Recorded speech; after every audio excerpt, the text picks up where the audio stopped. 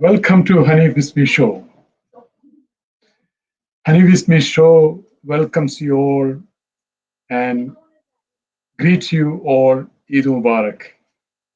Eid al Adha Mubarak to all Hanif Bismi Show viewers. Eid al Adha is one of the most significant days of the Islamic calendar. Millions of Muslims around the world celebrated Eid al Adha or Bakrid or Eid Qurban yesterday and today. Parts of the celebration, the devotees sacrifice a livestock as a remembrance of Prophet Ibrahim and Prophet Ismail's sacrifice 4,000 years ago. People from countries like Australia arrange such sacrifice or Qurban of livestock where it's most needed. Australian Relief Organization facilitates such Qurban meat distribution internationally since they established in 2013. Till today, Australian Relief Organization Qurban meets 216,000 families in 16 countries all over the world. Today we have a special guest, Ms Nermin Gates, who been to such meat distribution in various countries. Hanif Bismi Show, welcome Ms Nermin Gates. Hello. Hello, good evening, Ms. Gates, and thank you for coming on Hanif Bismi Show. Thank you. Eid Mubarak to you. And Eid Mubarak. Ms. Gates, could you a little bit explain about yourself and your involvement with the Australian Relief Organization? Sure. Sorry, I think there's a little bit of a lag. Yes, I'm a teacher and I have been teaching for close to 20 years at a school that, and we have sort of met ARO through there, where we have helped with raising funds for Qurban and other relief from time to time. But I was fortunate enough a few years ago to go along to Kenya. And we went to Kenya during Qurban, and we sort of took along with us all the funds that we had sort of gathered here in Sydney. And, it was an incredibly eye-opening experience. We got to see how Eid was being celebrated by the people there, and how much we take for granted here. And it was quite a difficult time. It was beautiful that we were there. It was beautiful that we could experience it. It was the only time I didn't miss my children during Eid, because I felt like I was fulfilled. It's really weird, because when you're a child and, you go for Eid, it's very special. And then, with your family, it's very special. And then as you grow older, there's lots of other parts that are very special as well. But if you're away from your family, you really feel it. But when we went to Kenya and we were there with all of these people who were in all sorts of destitute, you didn't feel alone. You didn't feel like you were missing Eid. We were celebrating Eid completely differently, and it actually felt like it's the way that it should be celebrated. We were sharing with people who really needed it. When you're back here at home, you have so much and you don't really appreciate Eid. You don't really appreciate what your Qurban is for. But there, it really felt like this is what we're supposed to be doing. We're supposed to be helping everyone have some sort of equality, everyone have some sort of protein or food, or, it was all about sharing. And it was the most fruitful, most hurtful time. It basically just tore us all apart emotionally. It broke us down because we didn't realize, even as a teacher, that there is a lot of inequality in the world. You know that there is a lot of famine and poverty. But when you actually go to the slums of Kenya, and that's where my group, my Sydney group, we went to the slums in Kenya, and we were not expecting to see what we saw. It was terrible. There were people lined up for 2 kilometers outside of the abattoir, hoping for, you know, a tail from a Qurban or anything. You know, it's terrible, absolutely terrible. And to see that what we were doing and what we were raising and where everybody's Qurbans was going, you knew it was the right thing. You know, we don't need anything here in Australia. Alhamdulillah, we're very lucky. But you know, places like that, it was just incredible. I mean, I think we cried every night, but we felt good. But we felt good that we were finally doing something with our lives that meant something. So what was your driving force behind going to Kenya that far, and then country which you don't know anything, and what was it was challenging, and what was your objective of going and distributing? Sure. Look, we have been helping raise funds through you know, festivals and things, but also I've been giving my Qurban to ARO for a few years as well. And sometimes people, you know, they're not sure. They're like, oh, you know, I wonder if the money we give really goes to the right place. And, you know, skepticism. Everybody has a bit of skepticism. And for me, it was a case of, you know, I'm doing this every year. You know, I'd like to go and, you know, have a look. And that was my driving force. And you know, and I wanted to be able to go to Africa. I wanted to be able to go to Kenya with the security of having ARO there as well, you know, and because they organize everything as well for you. And you actually, it's a hands-on thing, you know. We're giving. We tend to give, but we don't participate fully. And so this was an opportunity for me to fully participate, to understand, to feel, to actually know, and to feel that what I was doing was really going to the people that needed it. And I was, I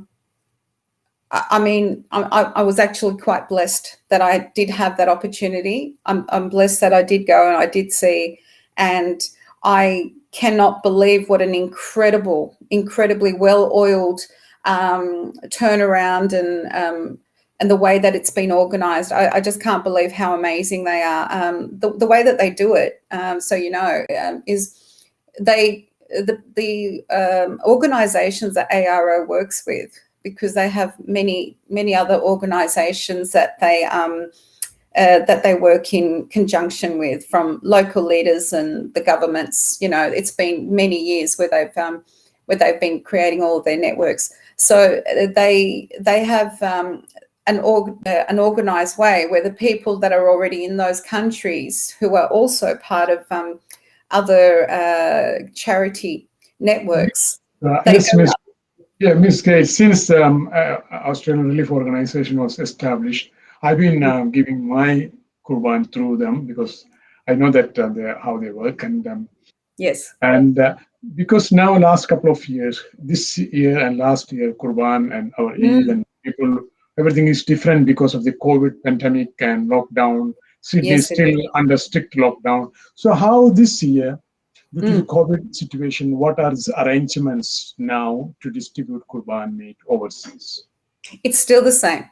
It's still the same, because you know, because the Qurban for ARO, it gets cut that day and it's distributed that day, and it's cut in the countries, so it's all fresh. So what happens is that the money that is being given to us is then sent to those the different countries. So this year we sent them to 10 different countries from Sydney, and what happens is it gets cut there, and our organisations, sister organisations or government organisations that we are in affiliation with, they are then distributing it for us over there on our behalf. So when each Qurban is being sacrificed, along with the readings of the Quran and the prayer, every single person who has made a donation, their name is read and it is recorded. So there is always evidence of every single one. And, I got to witness it as well. And we can bring that back to everyone because we have the evidence for every single one. This year, mashallah, we sent nearly 4,000 Qurbans, even with COVID. And that's very significant number. And of course, yeah. especially COVID, and people are uncertainty, and still maybe ARO arranged to 4,000 Qurban, which is a very high number. It's we're just short. It's about 3,950, but there are still a few coming in at the moment. And some of the countries, the Eid has started today, and the Qurbans are cut over the next 4 days: day 1, day 2, day 3, day 4. So there is still time, actually, if anybody still wants to contribute. If anyone has forgotten their Qurban, they still have an opportunity to deposit today or tomorrow, and they can go. For instance, I think it's Zambia. They started celebrating Eid today, so their first lot of Qurbans are getting cut today, and then it'll continue. When we were there on the third day, there were some girls from Norway, and they on the third day they were calling for Qurbans, and they were getting cut there in Kenya for us, for instance, because. So it's still not too late. But what happens is that immediately the monies are transferred and the Qurbans are paid for, and they beautiful, clean facilities, amazing facilities, much better than Australian conditions. The abattoirs there are just incredible. And they are cut in a particular way. The people who are cutting them, they're all Muslim.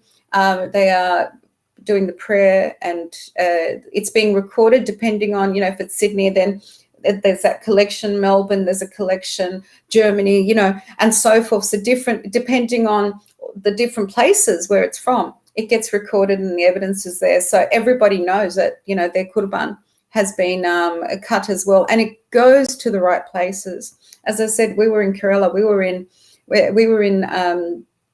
the slums, and it was really, really hard. There were the people there were carrying their little babies, and you can see that this was probably the only time they were going to get any meat for the whole year.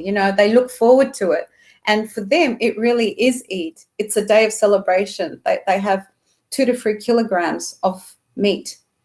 That's once a year. So it goes to the right place, but it's not dependent on us going there. It's dependent on us sending it there. But when we don't have COVID, of course, we can go, we can witness, we can be part of it, we can help distribute, we can actually feel like our lives have meaning. So the meats are distributed fresh, straight away. No delaying, which is great. And we should be more contributing, and especially countries like Australia, we don't need Qurban here. So we need to send people, as you said, people in Kenya and other parts of the world who maybe once in a year they eat meat, so they can't afford sometimes. So it's a great, and because the current situation, how do you experience this year Eid under strict lockdown? Here at home. In Sydney, yes. Oh, here at home, I mean, we Zoom and WhatsApp, and basically did it like that. We have to be careful. We have our parents, and we need to be mindful that everybody needs to come through this. And, you have to have faith that we're going to get through all of this. So it's not the same, but it's not the same anyway. I would rather be in Kenya or Cambodia every year during Qurban and be there where the people really need you. Here, our families, they don't need us. They don't need us. The other people do need us. And, sorry, I hope you don't mind. I'm just going to say, no, please. You said what drove you. Okay, what drove me was, to sort of see what we could do. But then when we were there, we saw the devastation. We saw how many orphans there were. We saw, the incredible pain in the children's eyes. So, like, you know, we'd raise some money, just the free teachers that went, and we wanted to give the children money for Eid. And, you know, and we did, and it was beautiful. We had lots of people who contributed, and we gave it to them. And, you know, and one of the things that we found, because we were free female teachers, we noticed that there's a lot of orphanages that are mixed, but a little bit of corruption in some places like Africa.